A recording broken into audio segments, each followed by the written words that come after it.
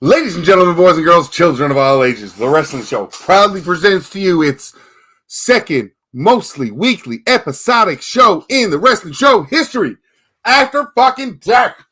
Woo! First off, before I reveal anything else, I'll always introduce that this guy helps co-host After Dark, for especially the Jeopardy episodes. Sleazy, all the praise in the world for the Sleazy one joining us. I appreciate it. Look what came. God damn it! Amazon boss. Just see if I can get, for anybody watching, it might be a bit blurry, but like wrestling, come on. Yeah, of course. Yeah, it says the whole beauty thing. Yeah. TWS TWS Wrestling Show. Technically, I am the tag team champion of Wrestling Jeopardy because Heavy G and myself tied last week. So, because Sleazy didn't like my fun way of saying interim champions and bullshit like that, I'm just going with it. And the fun way is I was currently the tag team champion, and now I have to defend by myself.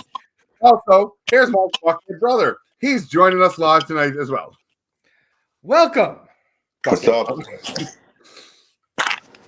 Okay, so Mr. Dietz has a couple of seconds before we officially start this because he's just getting in the house. And Dietz enjoys this too, so he's lucky enough that we got to go through the fucking rundown of how this shit works. Yes. Christopher. Dietzy's out because he got to help his wife pack. Guess he's getting a blowjob. He's probably getting a blowjob later, I would assume. Good for him. Good for him. So, Chris, you're really in for the fucking go now because you got two people that know wrestling and yourself probably about a topic that you don't know that much about. Tonight's theme is ECW. Big always shout out to Kevin J. Callis. Affirmative. Thank you, because we ain't getting him nailed on copyrights. He does a lot of work for this stuff. It's Wrestling Jeopardy. Check him out on Twitter. Check him out on YouTube. Tonight, as always, Chris, again, this might be your first time, and I'm going to treat you like it's your first time, so I'll explain all the rules. Questions pop up. Kevin normally gives 5 seconds to do this. We add an extra 10 just to kind of, we're streaming live, so we're trying to play along and do right. You don't lose points if you get the question wrong outside of 2 questions, which would be the double Jeopardy question and the final Jeopardy question. The Heavy G rule, you have to bet when you're given the option. The Daily Double, you have to bet at least the amount that the Daily Double has popped up. Wrestling Jeopardy, final Jeopardy question, we haven't really fielded an amount. If you want to bet a point to be a pussy, it's fine. So normally you're paying true Daily Doubles all the way through. Oh, can you imagine? Normally, at the end of every round, we stop for a second, we shoot the shit because we're trying to be quiet to get through the rounds. There's only 3 of us tonight, so like it might go a little bit faster. Chris, you're also more than welcome to stay after when we shoot the shit about wrestling, and if anybody else wants to join, that reach out. But do you understand what you're about to get into, Christopher? Nope. Pen and piece of paper ready? I do, yeah. Well, like me, light your cigarette, Sleazy. I will get us going. Because we got Kevin's intro, so.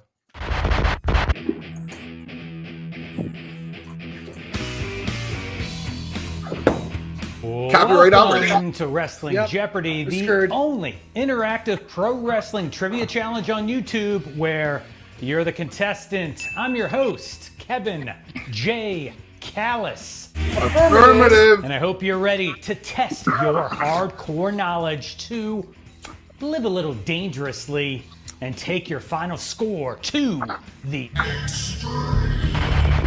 And with that, let's go to the board now and check out the categories you'll be quizzed on, starting with Extreme Rivalries, followed by Name That Dudley. Let's go, Sleazy. Barely Legal, and then Early ECW, which is all about Eastern Championship Wrestling. And last, but certainly not least, Extreme Anagrams. Now, an anagram is a name formed by rearranging the letters of another name. So, for example, Alan Humpy is an anagram for Paul Heyman. I'm lost on that category. So let's kick things off with the 200-point round where you should go 5 for 5. And if you don't, well, there's a Singapore cane shot with your name on it. Deal. No. Starting off with Extreme Rivalries for 200. Presented as former childhood friends, these two rivals were polar opposites. One, the dark, brooding outcast, and the other, the heart and soul of ECW. Now, Christopher. Yeah.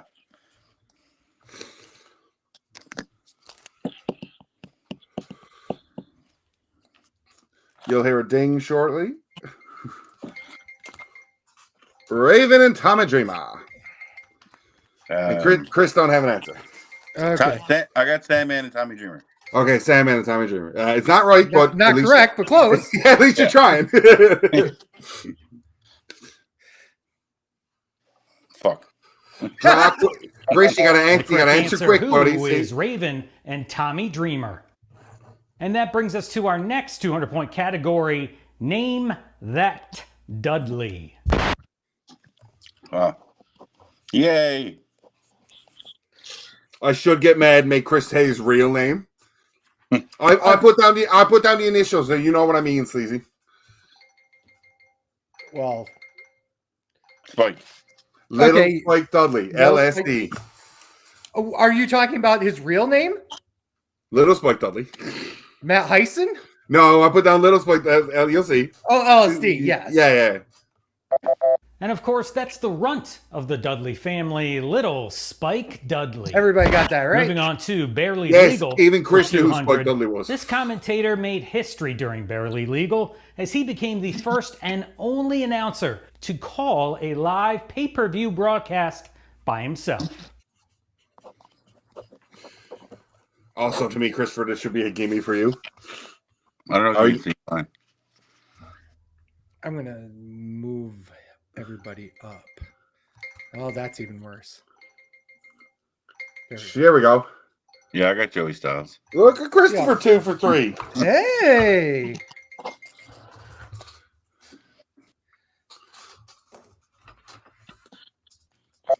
And the answer, who is Joey Styles? Oh my God! We're on to early EC dub for 2. This wrestler was more or less responsible for Eastern Championship Wrestling transitioning to Extreme Championship Wrestling in 1994 after winning the NWA World title and then trashing the belt in a shocking shoot promo. That's not even that early. That's like late. You know what I mean? Yeah. I have no answer. I didn't figure you know this one. Yeah. I can't. Hold on. I got to make this screen bigger. It's fine. It's fine. Like I said, I've had issues in the past. One of the all-time classic moments in wrestling history. The correct answer, who is the franchise? Shane Douglas. And they can all Kiss my ass! And let's finish Well up done. the 200-point round with extreme anagrams. Kent Furry is an anagram for this wrestler.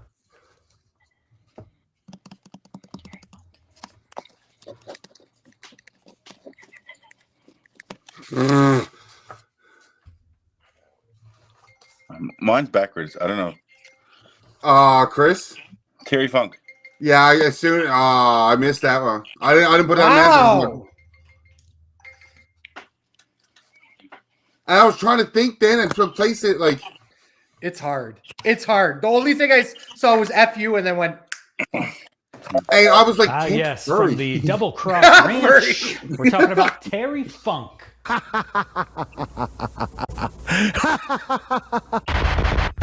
And let's jump. okay, so now that we're doing this, let me get us, because Dietz is no longer. Leave him on. He's 0 the whole time. Fair. He's the only person to go 0 the entire show.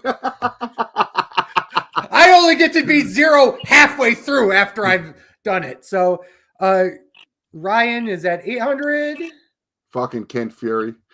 Furry. These fucking furries. Fucking And then furries, Chris man. is at I know we're all 600. inclusive on After Dark. We're all inclusive, making fun of everybody in the alphabet. Everybody gets shit. So here we go. Chris, So- you're 700 points more than I thought you were gonna have. Wow. Considering he had 600. Yeah. Okay, here we go. 400-point round. Shit. And off we go. Jump back to Extreme Rivalries and kick off the 400-point round. One of ECW's most legendary rivalries was a masterclass in long-term storytelling, as Sabu and Taz were kept apart for 18 months before finally appearing face-to-face at this event in 1996.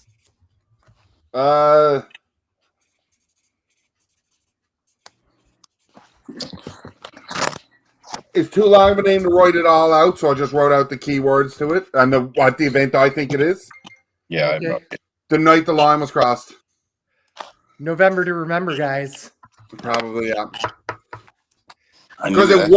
it wasn't barely And legal. the correct See? answer, boy, this was a November to remember. Yeah, because at first I was like, that's not, but they didn't, they thought it barely We're legal, on to right? the And that's next what fucked me up. category for Yeah. 400.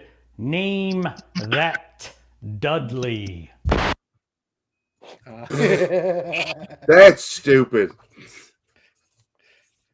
Well, if you didn't know, you didn't know. Now you know, Nigel. I don't know why I'm doing this. This is so Sign stupid. guy Dudley, Chris. It's definitely Side Guy Dudley, He's Yeah. holding the sign that says sign guy. right? Yeah. I knew it. You knew it? Chris, He knew it Yeah. too? Everyone knew it. And that Chris, would be Sign next time Guy Sleazy Dudley. pauses, go Hello grab a there. Sharpie. Which brings us to Barely Legal Easier for to see. 400. The controversy surrounding this infamous incident led to the temporary cancellation of the inaugural pay-per-view and legal action against Jerome New Jack Young. Oh.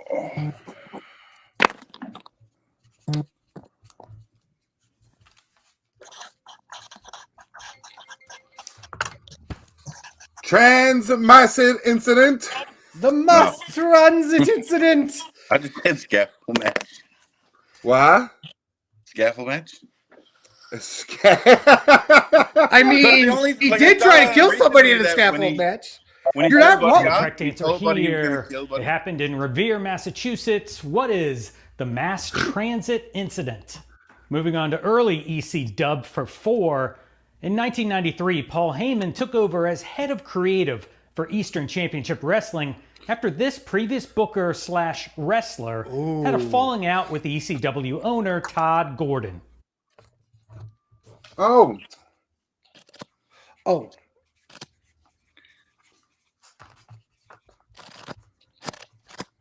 No, my Sharpie's getting dangerously low. so is mine. Eddie Gilbert. Eddie Gilbert. Hot stuff, Eddie Gilbert.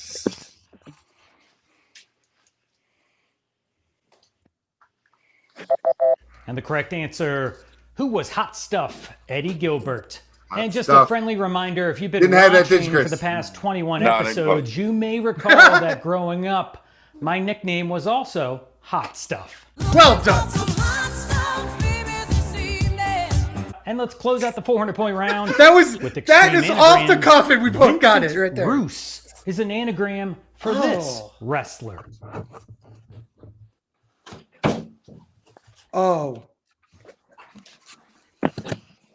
Oh.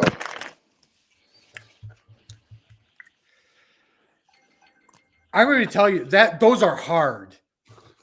It's Steve Carino. Yeah, no, I didn't. Yeah, no. Those are so hard. And that would be the king of old school, who is Steve Carino.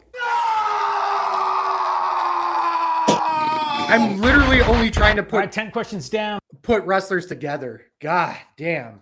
And what's fucking me up on that while you're doing that is I'm looking at the names now. I'm thinking, is that the name of the amount of letters? And trying to do that like with the furry one, like Yeah. Sleazy. Unless I get nailed, like those anagrams are going to keep you ahead most of this episode. I knew that. I knew that anyway. So I'm trying to hope I get the rest of them. Christopher, 1,000 points. Look at that. 3,000, 2,000, 1,000. I am 10 for Perfect. 10 right now. I told you this was going to happen. See, you just needed me to show up. Like, you You're- give me more I confidence. don't want to take it off. I don't want to take it off. I enjoy being the tag team champion by myself. But this was my only shot at glory. If I don't get this, I'm fucked. Nah, he got. This is his 20. When this episode came out, it was his 21st episode, and he's had a couple since. So, like, again, God love you. Yes, Work you do is fucking great. It's God's work. I tell you what. God damn, pal. Okay, here we go. Back to the 15 to 600. go, plus a daily double and final Jeopardy. Let's kick things off with the 600-point round. The rivalry over the ECW television title between these future radicals was vital in proving that ECW wasn't just about blood and guts. It also featured tremendous professional wrestling. One name of each of them because the Sharpie's really on the dime, so I'm just looking for another one as I quickly write answers out. I can stop after this if you want. I have the bag in front of me, Sleazy. Okay. Well, it's Malenko Guerrero. It's Malenko Guerrero. Yeah. Fuck.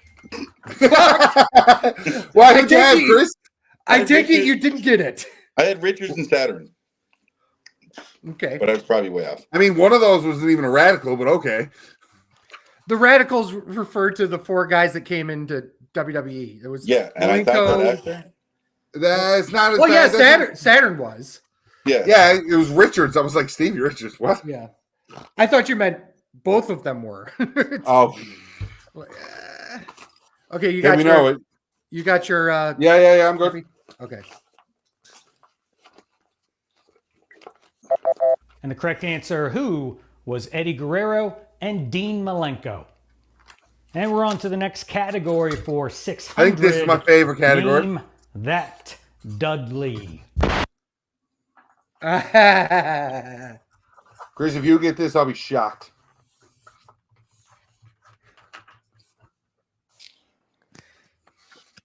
I didn't do it as a name.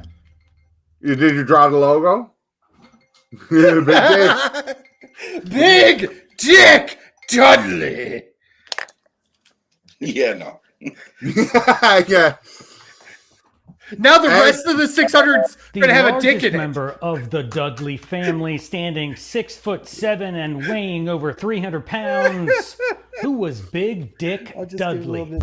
All right, and we're on to Barely Legal for 600. The first match to air live on pay-per-view saw this team defeat the Dudley Boys for the ECW World Tag Team Championship. It's one of two teams. Yeah. And they're either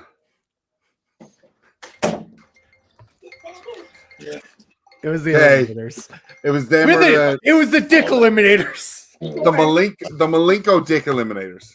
I'm Chris, I'm assuming you have no clue who that was. No. It's Perry The correct answer, Saturn. Who are Perry Saturn Cronus. and Oh, yeah. John Cronus, also Stupid. known as the Eliminators. Brings us back to early ECW for 600. At Paul Heyman's first show in charge of ECW, Oh, Ultra shit. Clash 93, the Public Enemy debuted as a new tag team with Johnny Rotten changing his name to Johnny Grunge, and this wrestler now becoming known as Flyboy Rocco Rock. I think. 'Cause it was something stupid, right? Yeah, or okay. You might have to, because I know what the first one is. It was Cheetah something. It was either Cheetah Guy or Cheetah Kid. So which one are you picking? And you see that I got Cheetah Kid, so that kind of sucks for me. Yeah. I'll Flip a coin. I gotta go Kid. I think it was Kid because Guy. It wouldn't have been. Go with Yeah, Kid, it has- press play. It has to be Kid. I know. Go with Kid, press play. It has to be. Please don't be Guy. And the correct answer, Oh, who God. was the Cheetah Kid? Look at this dude. And let's close Look out at the him do- 600-point oh, come round on. with extreme anagrams. Trev Sidechairs is an anagram of this wrestler. Oh. You mean, oh, like it's so casual. We do that to you on every other question, and you're like, fuck off, guys. You look at 11 letters, and you're like, oh. Because I got it. I know it. yeah, it's Hold on. Don't I'll wait because you gave me time on the kid one. Stevie So go Richards. for it. It's Stevie Richards, yeah. It's only because I see the patterns. So it's like I'm just gonna get stuck at 1,000. And that would be the leader of the Blue World Order. He's Big taking Stevie over. Cool Who is Stevie Richards. Thank you. And have a good night. God Kicking damn, off pal. Chris, that is the first anagram I've gotten. And outside of the last episode, the 1,000-point question, Kevin J. Callis, he's dead serious. They are usually, when we hit 1,000, they're hard, buddy. Like, he's really good for that. I looked at that then and I was like, what is it? I think if this was like the WWE one, I think I'd get most of them. Yeah, and that's the thing is that he goes down different roads with a lot of these episodes because they're semi-themed and whatnot. Yeah. I also called you for a WWE episode, dickhead, and you didn't answer. Wow. Okay, so you and I both got 5 out of 5 on that one, right? Chris, did you get any of them? No. I'm sorry. Okay, so 3,000. I'm sorry. 2, 3, 1, 2, 3. Okay, here we go. 6,000. Hey, look, it's Sherry. You remember Sherry? She's a friend Hey, of the show. Heavy G, your tag team partners in the chat.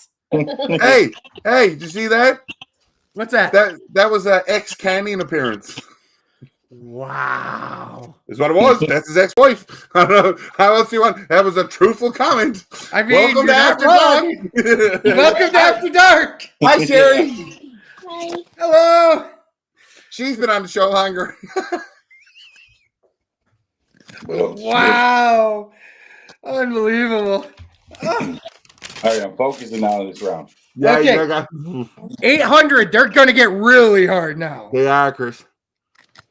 Here we go. Everyone ready?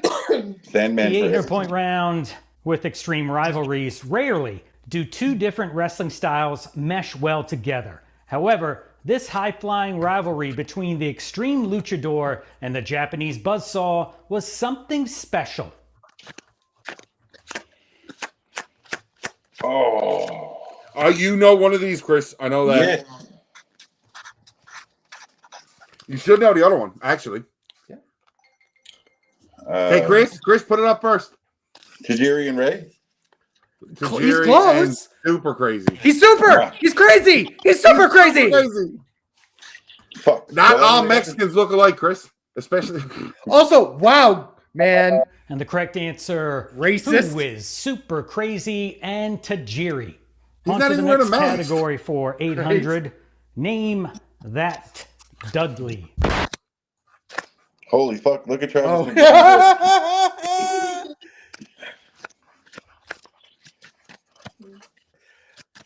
I didn't expect him to pull this one. I loved him.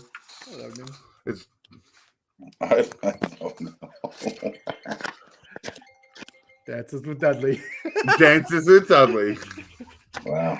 God damn. Chris, you got to understand how many Dudleys there are, man. There's way too many. That's why That when I guy. saw that category, I was like, well, I'm fucked.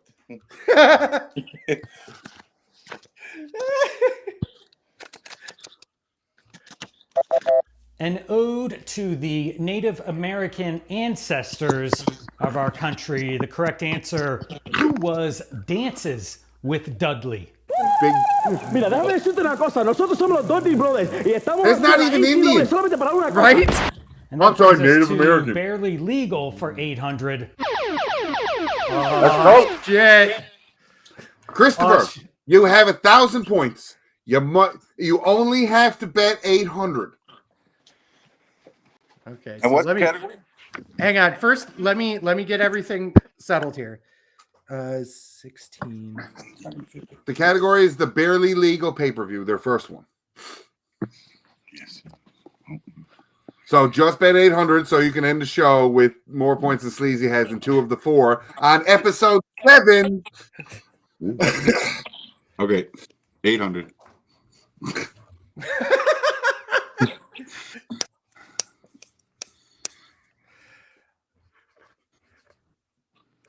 Everyone got their bet in.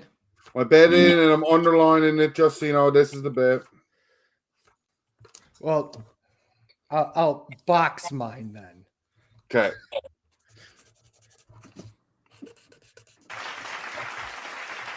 All right, the Daily This is Double it. has arrived. Barely Legal. This is the how I lost category, which was the 2 first episodes ago? ever ECW pay-per-view back on April 13th, I lost every single dollar. 1997. Think about how much you remember about Barely Legal and place your wager now. We already have our wager placed so we can play through. I'm just letting it go. All right, time is up. Here is this episode's Daily Double clue. Originally not even booked on the pay-per-view, Rob Van Dam replaced this injured wrestler in a match versus Lance Storm.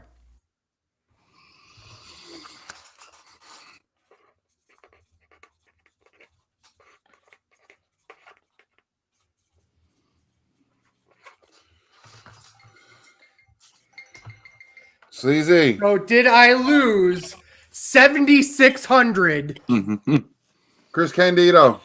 Mr. No Gimmicks Needed, Chris Candido? I lost. Chris, you still have 200 though. Chris! And when you bet 1 point on Jeopardy, you are better than Sleazy has been. And the 2 correct other answer, episodes. who was Chris Candido. Okay, so give me a second here. We need to go back through here. Chris is down, and me and you doubled. Goodness Yeah. gracious. Yeah. Sleazy, you do that. As also, I can talk. So, Christopher, first episode, the boys were all shocked that I win all of my points on the Daily Double. Lost because I lost Final Jeopardy. Second episode, Dietz legitimately lost the episode because I win all my points on the Daily Double, and Dietz only wins so many. Last episode, everybody win full points on Daily Double. Everybody win full points on Final Jeopardy. Oh, no, Sleazy didn't. Sleazy only bet so much. Well, I couldn't because I had no points. No, last episode, you had points left, and you didn't bet Oh, I all did. of them. Yeah. Yeah. So, for the most sure. part, everybody is basically, I'm calling it the Ryan logic. Bet it all and hope for the best is what we found so far. It just hasn't burned me. Look at the fucking points. That's gross. It just hasn't burned me like it did the first episode. Because fuck Hillbilly Jim. Fuck Hillbilly Jim. Oh, God. I love it. Here we go. We're back into the episode, guys. Here we go. Moving on to early EC Dub for 8.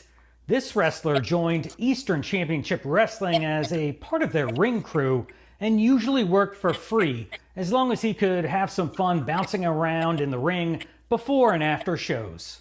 Which is the entire roster, because that's how they got paid. Also true, but also I literally heard this story from the man. Right, because he's from your area. Chris, you have a guess? And Yeah. Hold on. Yeah. All right. Yeah. Okay, Christopher. Because me and this is how we're playing the rest of this episode, Sleazy. This is where I saw. As we both know this. yeah, I know, we know, What was your guess, Chris? I said the blue meanie. Oh, is Mikey Whipwreck. Actually, that's a good guess because he basically is. did the same thing. But Mikey Whipwreck did it. Mikey Whipwreck is famous for doing it. Yes, he is absolutely famous for doing it. As an aside, Mikey Whipwreck is Johnny Moose's favorite wrestler, and he booked him multiple times. And I got to shoot the shit with him many, many times while he was Mikey booked there. Whipwreck is Apple iPhone's favorite wrestler. The other Moose, Johnny Moose. Oh. Press play. I'm getting there. It's going. I think it's The going. ultimate underdog, the correct answer. Who is Mikey Whipwreck? I got to actually make room here. And now. let's finish up the 800-point round with extreme anagrams. Ahab Solemnly is an anagram for this wrestler. I know this one. Oh, Because I did the sleazy logic. yeah. Once you get it, you like, yeah, okay, that's cool. Balls Mahoney. I was gonna go cojones, but I guess Balls Mahoney works. If you had to put down cojones, I was knocking you points. There's no fucking K. Yeah, true. There's no K in cojones either. Dyslexic ass. No J either. He's got the biggest balls of them all. The correct answer, who was Balls Mahoney? Mahoney. Mahoney. Mahoney. Irish. Just like you.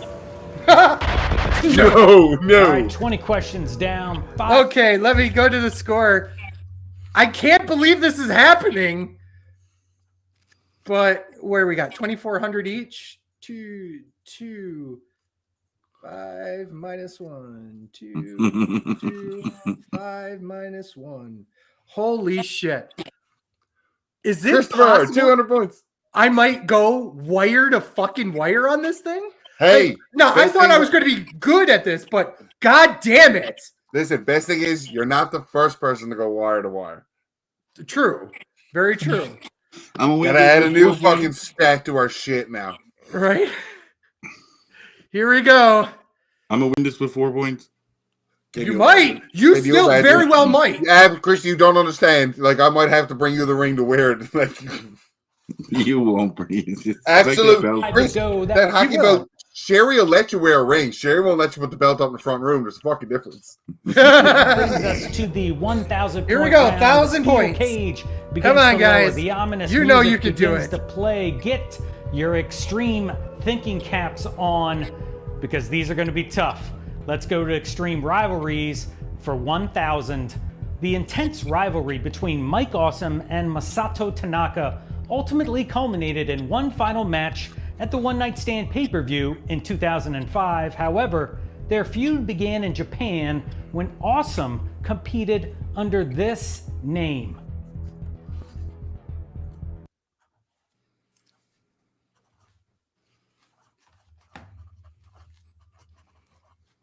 Spoiler, it wasn't that 70s guy. Shut up. I almost wrote it down. I put down Awesome the Destroyer. He was known as the Gladiator. Mm-hmm. Knew that one, did you, Chris? The rivalry between these Yeah. two ring warriors began over in the now defunct Frontier Martial Arts promotion in Japan, where Awesome competed as the Gladiator. I'm sick of your You're gonna die! Easy! Let's close out this Aggressive. category for 1,000. Oh, Name God. that Dudley.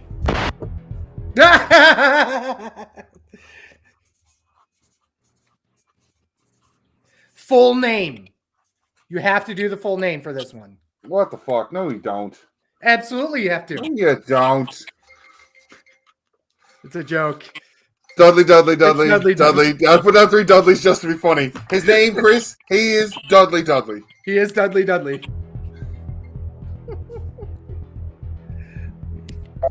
Known for his deep voice and strange laugh during interviews, as well as having the distinction of being the only pure Dudley. The answer, who is Dudley? Wouldn't you like to be a Dudley too? Would you like to be a And let's Dudley finish up too? barely legal for 1,000. The pay-per-view received a buy rate of Oh! 0.26, which is the equivalent of approximately this many purchases. Oh Walking no! Hey, Chris, this is just going to be a random generated number. Are we going to do an over and under by any amount, Sleazy? 10,000? We'll do an over under by 10,000. I'd say 3,000. Because he's already approximating. Yeah. Okay. So we have an over and under of 10,000 points, Chris, on whatever number you guess. Okay. Mm-hmm. We have to get it exactly on. Give us a 5,000. This is terrible. I'm gonna lose over this fucking question. I'm sure. You got too much of eventing on gain, and I put. God damn it! What do we got? Hold on. Okay, I put one. This is terrible. 12,600. 12. I had 72,000. 72,000, 50,000. Oh my goodness. 12,600. Please. Please. Because I was thinking The correct 100,000 is. answer, what is Damn it! approximately 60,000? What'd you put down, Chris? 72. 72. So it was It 60,000. was 60,000. So Chris didn't get no points either. Nobody got points. I lost my perfect. I was Over close, fucking- though. I don't give a fuck. You were close, yeah. You're very close. Okay, you lost your perfect. Now the Let's pressure's close off. out early EC No, it's dub not. for 1,000. Prior to becoming the hardcore icon we all know and love, the Sandman was a surfer dude, initially going by the name of Mr. Sandman, and in 1992 won his first of 5 ECW World Championships when he defeated this two-time Intercontinental Champion. I don't know how to spell his last name. I'll be frank with you. We know spelling isn't a. Yeah. The Rock. It was Don Morocco, but I don't know how to spell his last name. Yeah, The Rock, Don Morocco.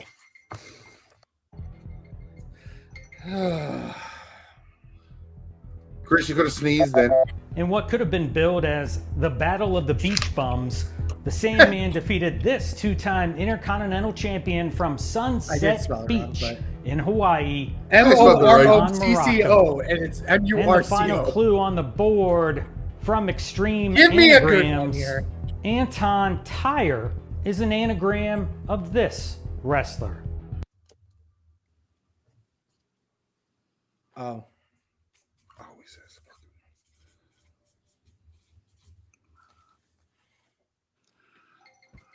No.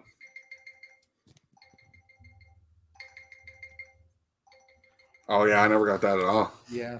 I saw the on, it was like on. Rotten. And that would That's be where I got it. who Like, is Ian Rotten.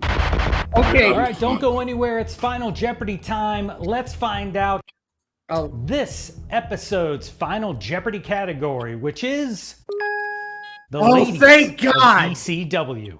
Paul Heyman's vision of taking wrestling to the extreme was understanding his audience of 18 to 34-year-old boys and their desire for edgier, adult-oriented content. So the mastermind of ECW began to bolster his roster with beautiful, buxom, butt-kicking women. All right, think about how much you remember about the ladies of ECW and place your wager now. okay. So I'm going to go to the scores first and add us up here. I got 4,000. One question. Wow. So here's the thing. I can go ballsy, or I can pretty much guarantee a win here.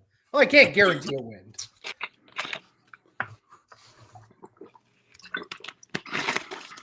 So, Chris, while Sleazy's doing this up, we know you're betting 1 point, just so you have points left. No, I'm going off for it. Okay. Okay, cool. While Sleazy's doing this, Chris, this is the Dudley family. I brought up the Wikipedia. I just figured now while he's doing this shit. There's Big Dick Dudley, Bubba Ray Dudley, Chubby Dudley, Dances with Dudley, Dudley, Devon Dudley, Sign Guy Dudley, Little Spike Dudley, and Snot Dudley. Also with the associates of Joel Gertner, who was Studley Dudley, Jenna Jameson, porn star Lady Dudley, the Vampire Warrior, which was Gangrel, the Bushwhackers, who were Butch and Luke Dudley, Axel Rotten, as well as Dudleys outside of Extreme Championship Wrestling. The Backseat Boys were the Backseat Dudleys in the WWF, April 15, 2001. Psycho Sam Dudley in U.S. Pro Wrestling in 2001-2002. Schmuck Dudley in Florida Championship Wrestling. The Duchess of Dudleyville was Stacy Keebler. Cousin Steve was Steve Shrimp, and he was a Dudley outside. There's a Big Vern Dudley, Urkel and Puke Dog Dudley in Coastal Championship Wrestling in 2013. And the Dudleys outside of the ECW are Devon's two little kids that are wrestling, Terrence and Terrell. Terrence and Terrell? Why wouldn't they Philip? No. I was going to make another off-colored, well, it was a colored joke. Wow. Okay, let's go. What are we doing? Okay. I got scored. we all know what you're betting. You said 200, but everyone kind of, well, I think we all know where this is going to end. And the question is, who's going to How much did you bet? Basically, the question is, how much did you bet? All right, time is up. Here is the final Jeopardy clue. In April of 1999, Lita made her ECW debut as the valet for Danny Doring and Roadkill using this name. Good luck. Well, I enjoyed being champion. I did. Look. I'll do it on camera because I know I got the answer right.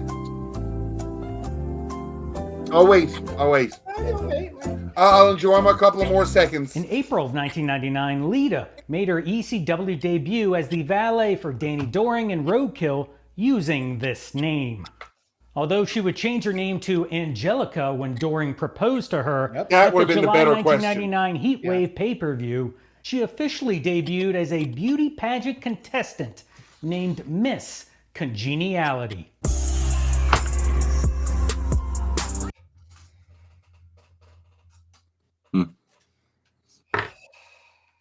I need to update the. Yeah. Soak that in for a second. Christopher, what was your guess? I didn't have one. So you have you were the new Sleazy. Yeah.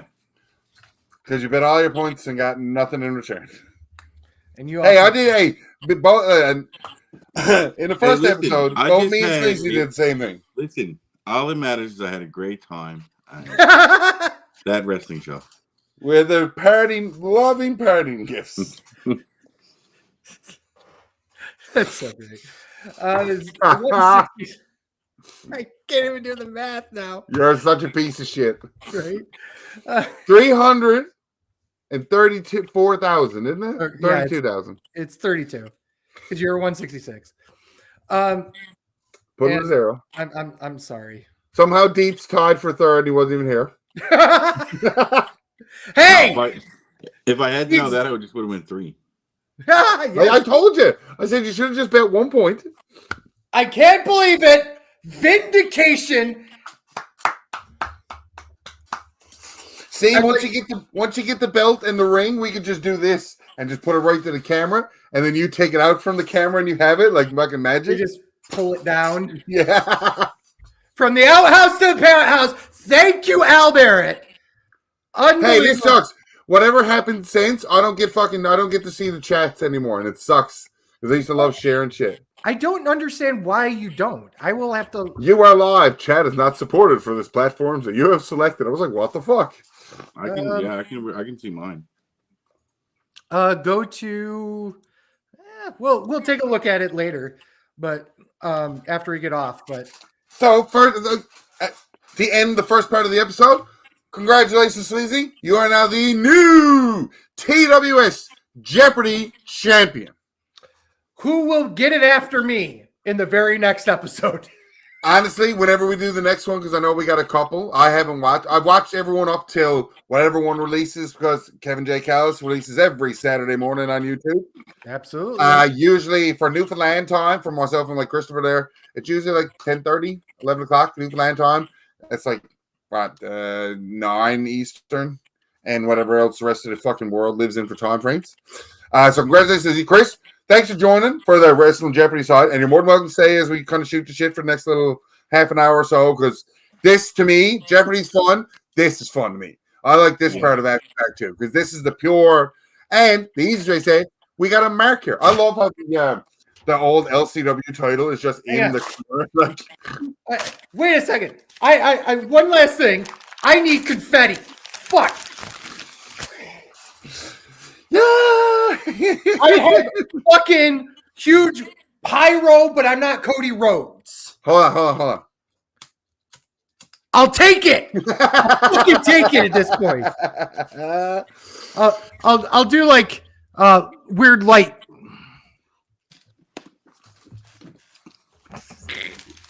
Hey, I have to do this only because, like I said, I ain't winning another one unless he does another ECW one.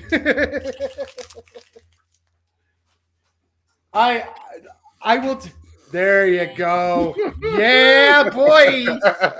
Yeah, boy. Okay, so Unbelievable. let's do our random nonsense now. Shit. Now I'm gonna go Yeah. to this first one anyways because I thought this was really cool, and Yeah. I already seen changes in the card. So Chris, normally we really like going through Reddit, and there's so much nonsense on Reddit, and it's fucking brilliant. One of my favorite pages to follow on Reddit is Fantasy Booking, actually. And fuck Al Barrett. I love how Carson. He'll always be Jack Carson to me.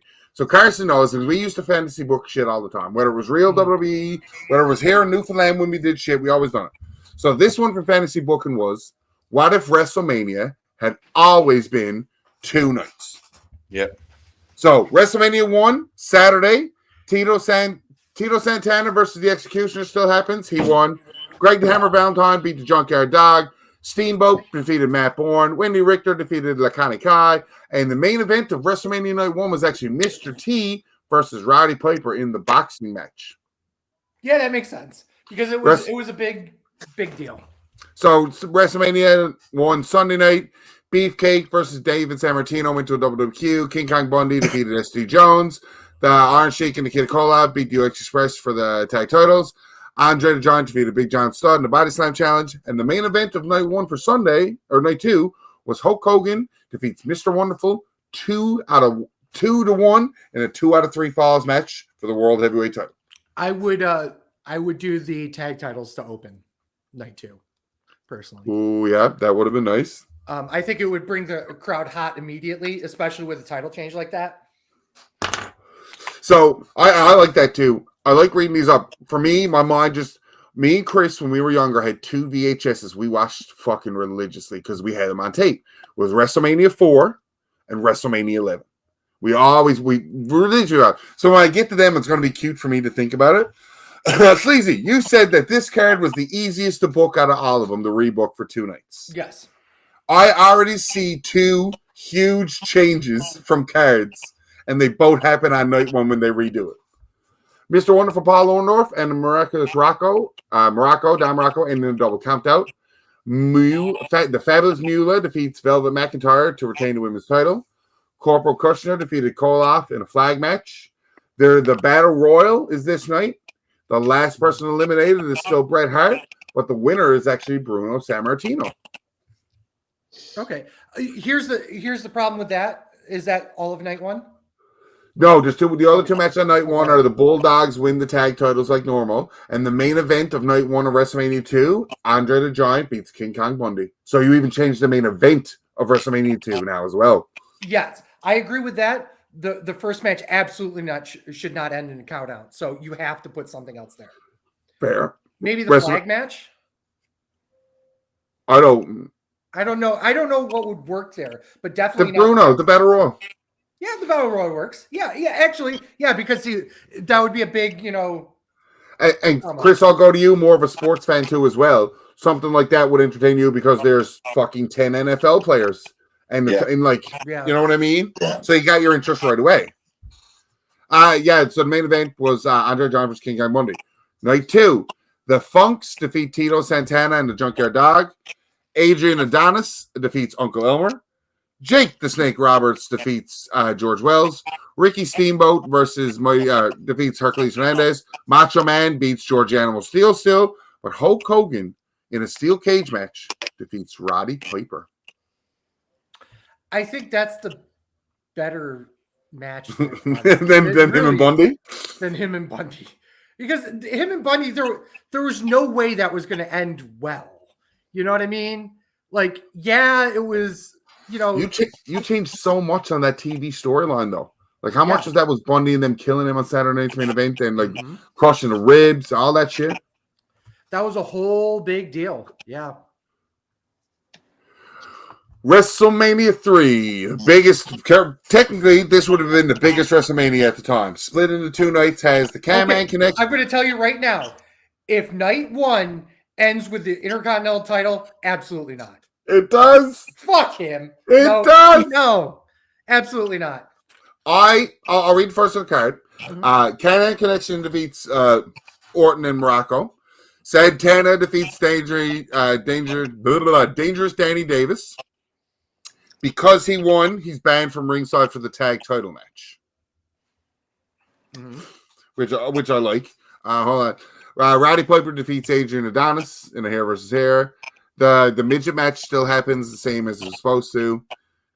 Iron Sheik and Nikolov defeat the Killer Bees, and the Intercontinental title main event's night 1. Night 2, I like that a main event's night 1 because, again, of you know me and how I like storylines. This was the fucking Crush Larynx storyline, right? So that would lead me to believe, especially in '87 and heel Macho Man, I am okay with this being there storyline wise. I know he put it there for match quality, but storyline wise, it deserves a main event. Right. Night 3 for WrestleMania or Sunday is Heart Foundation beats the Bulldogs for tag belts. Hercules, Billy Jack Hayes, Butch Reed, Coco Beware. The Dream Team beats the Fabulous Rougeos. Harley Race defeats the Junkyard Dog. Lose most power. Hogan and Andre still stays the same. Now this fucking monster. Does he rebook The tournament? Yeah. DiBiase beats Duggan. This is all like one. DiBiase beats Duggan. Morocco defeats Bravo. Greg the Hammer Valentine defeats Steamboat. Macho defeats Butch Reed. One Man Gang defeats Bam Bam Bigelow. Jake the Snake Roberts defeats Ravishing Rick Rude. $1 Million Man defeats Morocco. Macho Man defeats Greg the Hammer. One Man Gang defeats Jake the Snake. Hogan and Andre still ends in a double DQ on night 1. What other match you put there? I know, but ending night 1 on a double DQ? Yeah, that's with the entire tournament, the 2 tournament favorites out. So you look at the next night, and it's Warrior beats Hercules, Brett wins the Rumble still, Beefcake beats Honky Tonk Man by DQ, Macho Man One Man Gang, the Islanders and Bobby Heenan, Demolition Strike Force, all of the rest of it stays the same. So they split it okay. I get what you're saying about the DQ and the Manias. Like, I can't even fight it because it is a bit of a headache. Mm-hmm. But the other side of that is, what do you put as the main event then? Night 1 for 4? Yeah, it's hard to... You literally have to do a non-tournament match for the main event if you're going to do that. Because every match in the first night is a tournament match. Yeah. The only... Name-wise, the only thing there you didn't move, not even really, like, you can't move Warrior and Hercules. Warrior's not proven yet. Right. The Islanders and Bobby the Brain Heenan versus the Bulldog and Coco Beware, the main event of WrestleMania? No. Demolition beats Strike Force for the World Tag Titles is a maybe because of the heel turn. Yeah. Bret Hart wins the Jobber Battle Royal. I mean... You kind of got to do Hogan. Because you know what you do? Here's what you do. You make the Battle Royal be the bye. So DiBiase just beats Brett. Yeah. Okay, fair enough. Because then you're ending on a cliffhanger. Brett has beaten a bunch of other people to get in, so it looks legit like he had this last chance opportunity, and you could book it that way, and then he still loses, obviously, but... So outside the selfishly wanting to do WrestleMania 11 to see how they split it off, this is a lot of fucking WrestleMania. So Ryan's going to just give you the main events and see if anything else much really changed off it. So like 5, what do you think the main event for Saturday night of WrestleMania 5 was? Oh, I don't know. I'd have to look at the cards. Rick Rude and the Ultimate Warrior. Yeah, because that had a lot of heat going into it. So. Anything else from night 1? Hercules, Haku, Twin Towers, Mr. Perfect, Blue Blazer, nothing really. Yeah. WrestleMania 5, Hogan and Warrior, which is pretty good. Yeah. 6, the other main event for 6 was Demolition defeats Andre and Haku for the tag belts.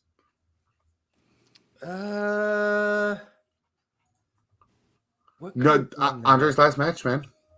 Since we're hindsighting how he's booking these, you know what I mean? Like, yeah. Is that, or you put Dusty Rhodes and Sapphire versus Macho King and Sherry because you end night 1 on a fucking super high? You have to do that.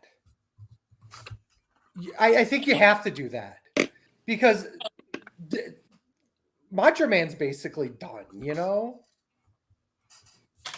Funny enough, WrestleMania 7 changes the aspect of how we got a fantasy booked. Because the main event of night 1 of WrestleMania 7, Hulk Hogan defeats Sergeant Slaughter. But there is no mention of the WWE title. So they took it off of him and put it someplace else. WrestleMania 7 Sunday, the Ultimate Warrior defeats the Macho King Randy Savage in a title versus career match to retain the WWE Championship. Warrior don't lose it at the Rumble in this booking. Yeah, that makes sense. I think it was a better way to go because I think the Hogan Slaughter thing made sense. You know what I mean? It didn't need the belt. No, not when he burned Hogan's shirt, no. Right. And I like to watch them talk about that too. Slaughter going, well, they wanted me to burn the American flag. What's the closest thing I could burn in 1990, 91? The fucking Hogan shirt. Jesus Christ. Still fucking almost got him shot. Wow. What do you, if they rebooked WrestleMania 8? WrestleMania 8 Sunday night, Hogan versus Flair to win the WWE Championship is the main event. WrestleMania 8 Saturday night's main event is a main event that would happen later on. Well, specifically, it happened at WrestleMania 13. The Undertaker versus Psycho Sid. He has fantasy booked. Okay. I mean, the problem with touching. There's a better match on that card that he fantasy booked that should have ended it. What was that? Savage and Jake Roberts. Yeah, 100%. 100%. Here's the problem with Taker booking opponents of Taker is it's so hard to not screw with the legacy. But that was early enough in the streak that you could go with it. So second match, yeah. Okay, WrestleMania 9. And the only thing that changes is Hogan gets the main event because the tag title should main event night 1. Against Money Inc., him and Brutus. have Brett Yoko at night 1. Hogan comes back and gets his heat, but they don't do the match till night 2. They do the exact same thing on night 2. Yokozuna beats Brett to win. Hogan beats Yokozuna. See, I would split it up between the nights so that there was a little bit of drama. Like, if Brett can't beat him, who can? Dun, dun, dun, dun, dun, dun, dun. And he just comes down and it's like, I challenge you tomorrow night. And it would fucking books itself. WrestleMania 10 is easy. They both won title matches. Luger goes the first night, Brett goes the second night. Oh, yeah, absolutely. That's easy. That is the easiest book right there. They switched the result. But for me, Chris, this is WrestleMania 11 one. Razor and Jarrett is actually the main event of night 1, with Razor winning the belt back. Okay. And they actually let Diesel and Shawn Michaels main event night 2 instead of Lawrence Taylor. Funniest enough, second message or second moment of Bam Bam. The tape me and Chris had watching, the first match is cut off. When we start watching that tape, it's right at the end of the Allied Powers and the Blue Brothers, like the Allied Powers win. So we'd always watch almost all of WrestleMania 11. What was your guys' favorite? So obviously you guys had, and sorry to go a little off topic. No, this is exactly why I like After Dark for this shit. You guys grew up obviously together, but I say that, but not every brother has. What was your like best moment together of professional wrestling? Casket match in the closet. Dude, I was just so the way our front room was laid. The way our front room was laid out was that there was no space for it, and the couch was down so far. But if we learned at a tender age that if you move the couch so far, it perfectly leaves a hole, because the hole was the stairs going upstairs, but it was in our front room.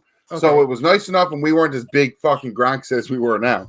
It was nice enough that you could firebomb somebody in hand pants and throw them in, and they'd flip over to the couch like they got eliminated over to the top rope.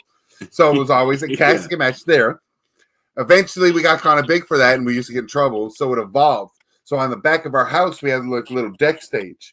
And on the deck stage, it was a rectangle, but most of it was perfectly square. And near the end, where it was easy to fall over to the top rope, was a metal guardrail that you could stand. You could stand on the outside and do a hot tag to people. And we did battle royals out there because you were falling on grass and shit.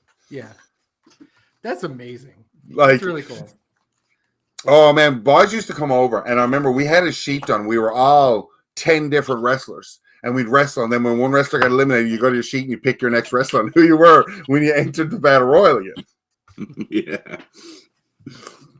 WrestleMania 12, Taker and Diesel, Shawn Michaels and Bret Hart, main event. What?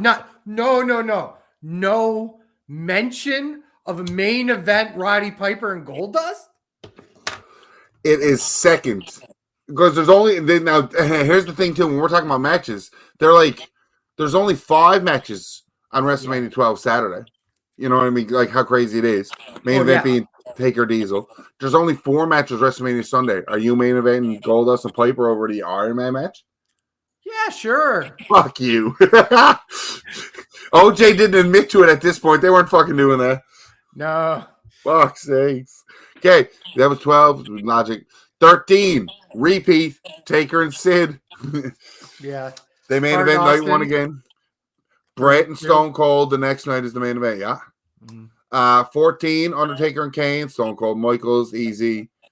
Undertaker and Bossman, Hell in a Cell match, main events Saturday for 15. Such a terrible match.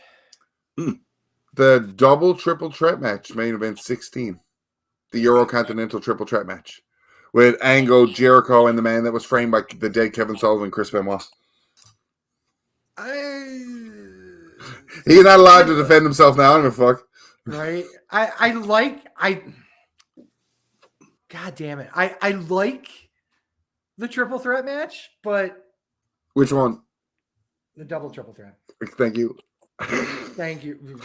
Fuck off, man. I don't know if that should main event. The examples of the match. There's nothing else. You're not the China Too Cool match. Hardcore Holly and the Hardcore Gauntlet. Kane or Rikishi versus DX. No. The rest of the show, like the only other thing that you could change that is the ladder match. But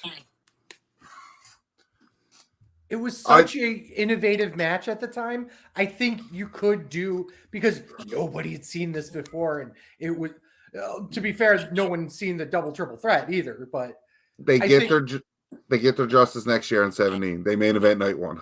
That's true. Okay. Right? And for this one, and Rock and Austin stays the same. 18. Wow.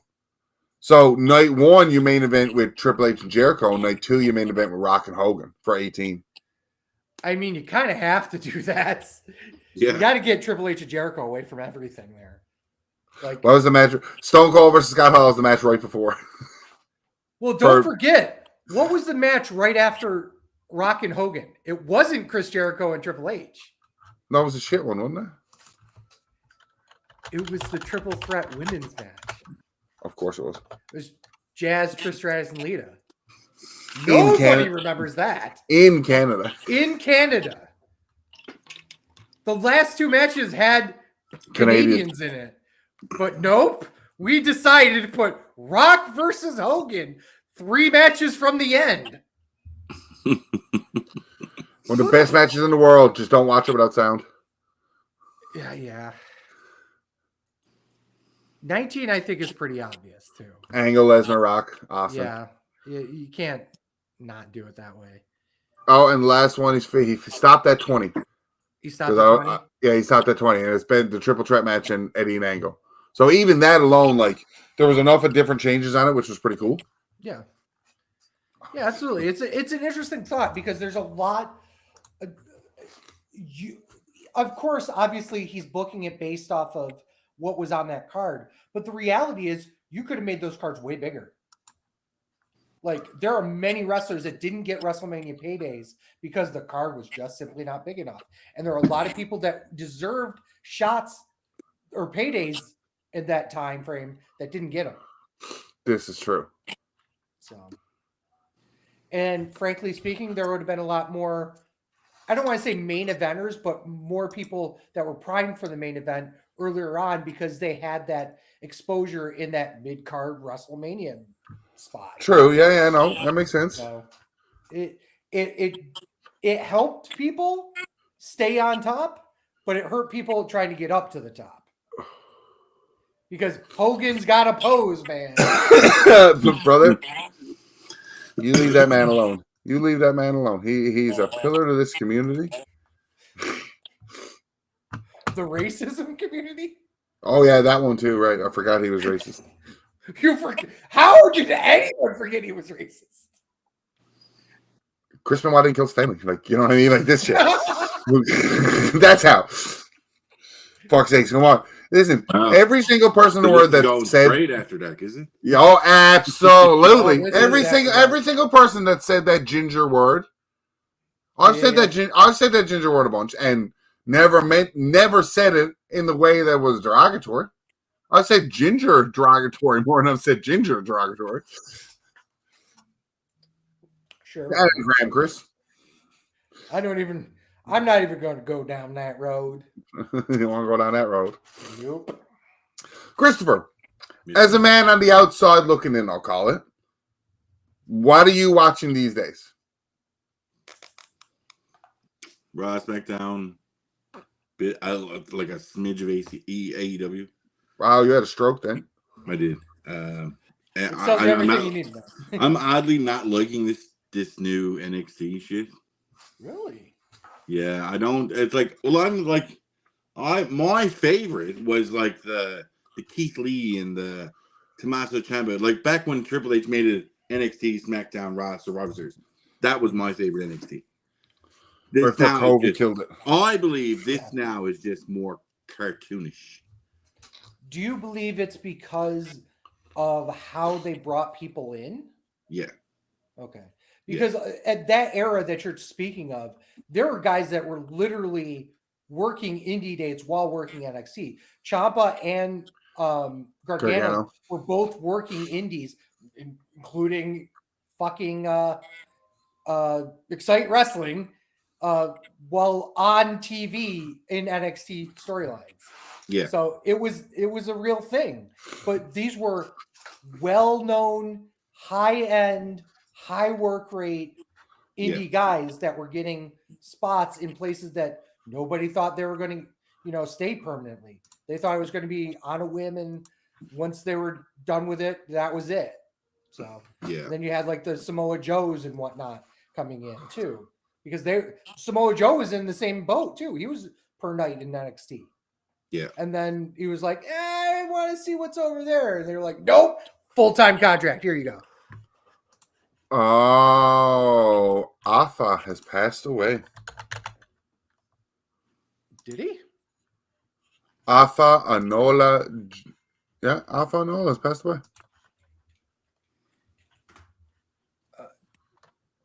Jesus. Christopher, do you know who Alpha is?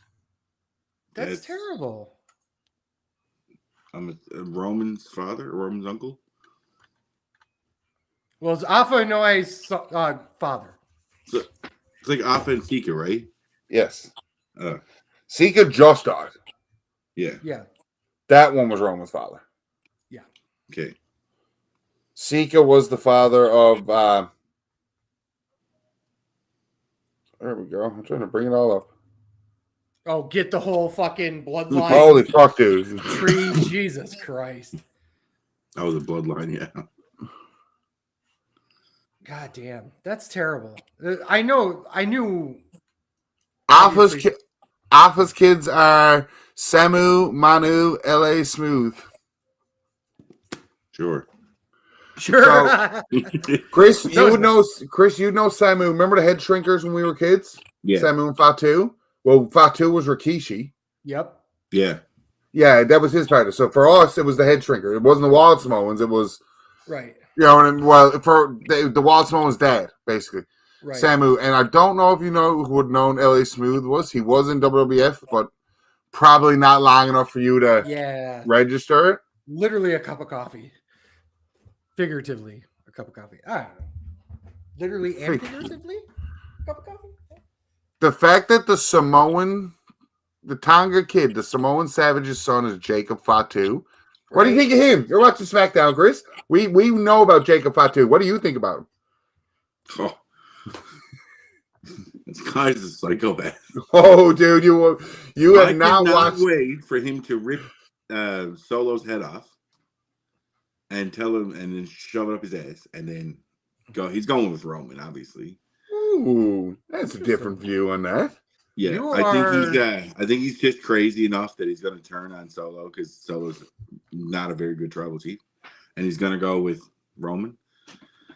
Interesting. Which kind of takes out Sami Zayn because they were saying about Roman, the Usos, and Sami Zayn for the Survivor Series. Take him out, put Jacob in, because they said there's another two coming in potentially. Yeah, Hakulo, and he's tangled up with fucking Tongas. Yeah. The worst is, because we were looking at this the other day, even now, just say the main people in the bloodline have a total of like 30 fucking children. This bloodline storyline. It's just going to be like the NWO and like Bloodline 3.0, and Jacob Fatu is going to make his own bloodline. You know, when you're bloodline, you're the bloodline for life. Yeah. It's like nieces and nephews from the entire bloodline. That Jacob Fatu, Chris, I'm telling you, when he gets like his stuff in MLW, and he was bigger and still doing this shit, like athletic. Like, if you're a Samoan and you're not wrestling, what are you doing with your life? He almost wasn't. That legitimately. I love this story. Tell it. Great. This is great, Chris. This motherfucker was like, nah, I don't really want to do fucking professional wrestling. This motherfucker, probably one of the best guys in there.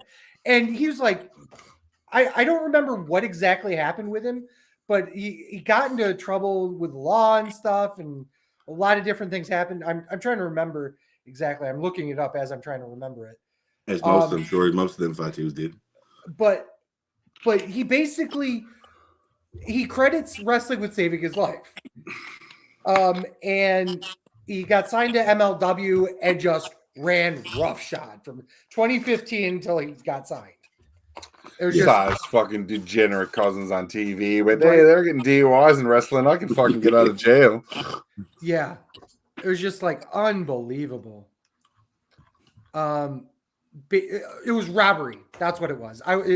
He was arrested for robbery, and he credits the Usos for, like, seeing them on TV while he's in jail. Yeah. Maybe I should do this. Yeah. Yeah, you probably should. The problem is, I don't know if he was convicted or not, but Snuka got off with murder, so like, I'm just thinking, is The Rock going to be a part of that match? Yes. Yeah, so obviously you already have 4, so you're not going to have 5. So yeah, a traditional War Games match for snobs like me and Sleazy, 5-on-5. So you're just gonna like nab the only white guy in the whole group, and like, who? Sorry, Sammy, like you were. Sammy's not even white; he's Serbian. You're an honorary like a tint? But I'm sorry, but like Serbian Canadian. Serbian Canadian, yeah, he's like a tint of A. Yeah. So one thing that really irks and I'm really confused on this guy is that new guy in the New Day, Odyssey Jones. Yeah, he's like so awkward. He's like not. I mean, obviously he's not Big E, but he's like he's Big E if you order him on Wish, and it's exactly what the storyline is. He's not flowy enough, if that makes sense. Yeah. Oh, absolutely. Because he's still new. He's still relatively new. I mean, I gave this question to Kevin J. Callis for a Wrestling Jeopardy. Affirmative. Thank you. So if it pops up, that's great. Do you understand? Odyssey Jones is the only person to be drafted twice, back-to-back drafts by Raw, and never wrestled until like when he debuted. He was after being drafted by Raw. He got drafted to Raw from NXT. The next draft, Raw drafted him again. He still hadn't been on TV. He got drafted twice before he showed up on Raw. You know what's hilarious? He went to Syracuse University. Oh shit! He's a local boy. Oh, him and fucking Moose. Thank you. Now there is people saying There is people saying that he's going to turn on the New Day like instantly. So what I've seen, and there was two different. Obviously, there's only so many ways you go. The one I really liked was the one. The one I heard first was Woods turns on the Boss, and then the one I really liked was Odyssey Jones and Kofi turn on Woods, and set up Woods and Big E versus Jones and Kofi. Ooh, that's great. But I don't think. See, Woods is so protective of the New Day. That would turn Woods heel. So why would Big E come back to this big return and be like, No, it'd be face. Yeah, if Odyssey Jones and Kofi turned on. Oh, Mad Jamaican. All right then. Yeah, he just goes back full Jamaican like Apollo Creed did. Yeah. Listen, Chris. Apollo Crews, excuse me. Jesus Christ. Apollo Creed. Wow. Right? I was thinking of Woods. Where's the two? This is the picture I saw. When I first saw him, he reminded me so much of Mark Henry. Oh, yeah. Right? Yeah, when he had those colors. Full Mark Henry. Like Nation of Domination. Basically, yeah. Yeah. And now he's got the orange and the orange from Syracuse. The Syracuse orange. Repping his colors and shit. Maybe Big E comes back and they just turn into the new Nation of Domination. Which is basically what they kind of wanted to do when they first started New Day. Yeah, that was the original thought, was them being like a gospel nation. That was so strange. It was such a strange thing. But that goes to show you, if you are truly undeniable in professional wrestling, it doesn't matter what gimmick you get because you'll make it work. Yep. Don't forget, Becky Lynch was the last kicker that was fucking doing a jig down to the ring. You know Cody what I mean? Rhodes was Stardust. Drew McIntyre was playing Airband and accidentally created the Claymore click when he split his pants to try to do a big boot. A fat Samoan was a Japanese superstar. The Undertaker's an undead wizard. How dare you? He's an undead wizard that has bikes. And loves America somehow. He's an undead wizard that commands hundreds of hooded figures. But loves America. Don't forget, he had the American flag in his robe too. Yeah, we were 8-7 when that happened. So, like, what the fuck? What the hell is this shit? Fuck's sake. Hey, one of my favorite memories, early memories of professional wrestling, was the 94 SummerSlam. Or excuse, was it 94? 92. No, 94. Taker versus Taker. Taker versus Taker. And having Leslie Nielsen bounce around, because it was one of the first pay-per-views I got to watch without my family, because they my mother and father, obviously my father and I would watch wrestling all the time, but my mother and father wanted to go to the New York State Fair, so they went without us for one night. And yeah, well, bastards said, well, if we're gonna go out for a night, your babysitter is my mother's friend, and they like wrestling too, so you're all gonna watch SummerSlam 94. So I was like, okay, yeah, go ahead, have fun. I was like 9. Like, it was like, this is cool, it's great. It's like, because my father liked wrestling, but he was not like a huge fan of it. But my mother's friends were, and they were like full on marks too. You know what I mean? Like, so I just assumed that Bobby Lashley's injured. No contract. He's done. Oh, he got a boxing match. He got a boxing match, and I'm sure. Yeah. No, he's got a boxing match, and I'm sure he's going boxing. I was going to talk about all in the end, but I want to tell this story first since we're telling stories. Mm-hmm. So me and Chris Sleazy, when we were younger, we talk about babysitters and like we like wrestling. Parents didn't. Our cousin Freddie took us out to our cousin Tommy's house one night. It was In Your House, Beware of Dog. Oh yeah. So we're kids at this point, right? Like, and we're like, we get to stay up late to watch wrestling. This is fucking deadly. And then nothing. And then it's fucking black, and we're like, what? We're heartbroken. We're like, we get the stable, we gotta watch a black screen, and then it comes back on. We're like, okay, we got like 2 matches out of it or something, 3 matches out of it. And then the next day, they're like, oh, we watch Raw, and they're like, yeah, we're gonna replay the pay-per-view. And we're like, can we go again? They're like, absolutely not. Like, So, God damn it. right, just funny moments, especially with Chris on here now and that Miss Sherry there. It's just little kind of funny things and stuff like that. So I love shit like that. Like, I'm just looking around at all this stuff just to see like different memories. Like I got one of the toy NWO belts on the wall. One of the boys gave it to me for Christmas. The Jeopardy Championship. It will eventually become the Jeopardy Championship when the paint is on.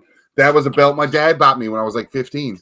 And then that belt's been there fucking forever, right? Like just shit like that. That turned you from like beer pong titles to now. The 2 beer pong titles are up on the shelf, Chris. Yeah. Sleazy, you have to understand that was some violent shit. We had an episode. We had an episode talking about like belts and all that kind of stuff, which was fun. And again, why I like After Dark for this shit. So the final thing we want to talk about before we end this evening is the updated All-In card for next weekend. Currently, 9 matches already announced. One of them on the pre-show. I know, but god damn it. Statlander and Stokely Hathaway, which makes me want to watch the pre-show because he's wrestling, versus Willow Nightingale and Tamaro Ishii. Oh, God. Yeah. Okay, I'm in. I'm all in on the buy-in. Timeless Tony Storm defends the women's title against the Glamour, Mariah May. MJF and Will Ospreay for the AEW American CEW North Atlantic, whatever fucking name they're calling it now. They stole my fucking title name. Jack Perry versus Darby Allin in a coffin match for the TNT Championship just announced last night. Mercedes Moné with Camille versus Britt Baker for the TBS Championship. Orange Cassidy versus a bunch of people. They are bringing back the Casino Gauntlet match. Not to be confused with the Casino Battle Royale. The Casino Gauntlet match can be won at any time, even if you have not entered. All competitors haven't been entered in the match. They've only ever had 2. Both of them were won by Ospreay. Chris Jericho versus Hook for the FTW title. If he loses, Hook can't challenge Jericho again. He's out of the vortex. Yeah. The Young Bucks versus FTR or the Acclaimed. As per Wednesday, they claimed that a tag title match. FTR interfered. Boys kept it. FTR and the Acclaimed are going to have a match on Collision Saturday night. Winners will be the number 1 contenders. I just assume it's going to lead into a triple threat match between the 3 of them because the Bucks don't want to get pinned by FTR. Again. And main event, Swerve, which I really want to talk about before we go because it's kind of funny on where it's going. It's Swerve and Danielson, title versus career. Is this Danielson's last match? Yes. Really? Definitively, yes. Is he done? Yes, I'm assuming he's done. I believe. Well, okay. Let me walk that back a little bit. He is done in AEW. He might do a New Japan show. He might go back to WWE and do and be their trainer, but like maybe like work a scrap or something or some bullshit in NXT. But I don't see him working a high-profile match ever again, unless it's like literally in AAA or literally in New Japan. I don't even think New Japan even would do one. See, I think he's getting it, but he's not holding it for very long. Because Wrestle Dreams in Washington. See? How about this? Okay. There's fuckery. It's AEW. It's going to be fuckery. Right? Adam Page interferes. It costs Swerve. But Danielson goes, this isn't right. I wanted a one-on-one match, blah, blah, blah, blah, blah. And then do a little fuckery and then make Wrestle Dream his final match. That could definitely do it. Make more sense. Absolutely. Yeah. Okay. I like it. And we've got an hour and a half, which is good enough for Jeopardy. Chris, thank you for joining us. Having a bit of fun. Hopefully next time you'll answer quicker so you don't miss them out again. Sleazy, all the work you do. There was no answering quicker. It's just when you just don't know the answer. Oh, I'm very well aware of that. Yeah. Very well aware. I can promise you, I will solemnly vow right now, if this was WWE, I know it's bad to say current. Run your mouth. Because you will know in the next episode. More than 0 points. You'll know when the next episode is because we plan them perfectly to make sure we don't watch these episodes. Right. So we know when we know the day before the theme is coming out. So we can know to be like, we will leave this one. It's usually every 2 or 3 weeks because we don't want to put much stress on Sleazy, and Fat Man never shows up to fucking help. Right. Quick question before we go. I do want to be this asshole, but I want to be this asshole. What was your guys' score the last time? 40,000. It was like 416, 420. We both bet 20,200 points. So it's 40,400. Yeah. Because our double Jeopardy, our daily double was in the. Going with this. Yeah, I know. Yeah, because our daily double was in the 600 point questions. Your daily double was in the 800 this time. So I got lucky, but also I am the highest scoring Jeopardy champion of all time. I love it. Shit. Keep that shit. I will, because that's all I've got to hold my hand on. Gentlemen, thank you. Have a good one. This way.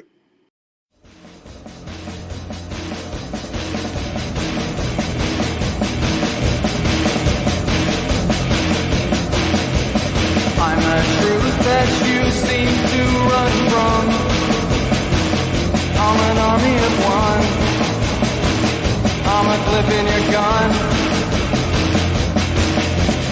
I'm the pain in the game, the bloodshed in your name. When there's nothing to gain.